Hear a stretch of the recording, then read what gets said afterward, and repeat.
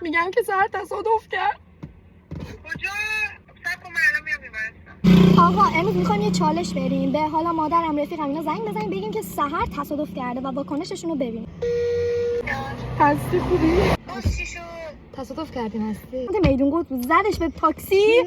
هستی ملینا احمق گفت که فرار کن. من گفتم ما فرار میکرد دیگه. وای میسا چیکار؟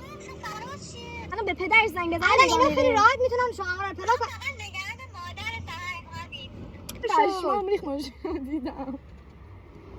میدونی اگه چالش باشه باور کن میام همونجا سرشو میکنم زیاد. اصلا دیوانه ای؟ من تو این وضعیت دارم میخندم به خدا. ملینا چالشه. چالش نیست اصلا. به دوست سهر زنگ میزنه. سلام شیدا خوبی؟ سلام. الو خوبی؟ شناختی منو؟ میگم که سهر تصادف کرد. کجا؟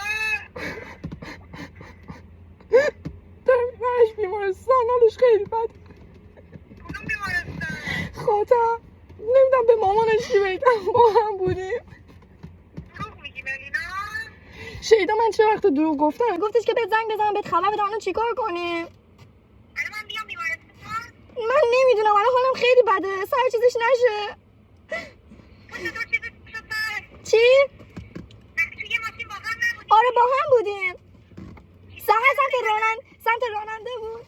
صبر کن من الان میام بیمارستان. شیدا دمش گرم.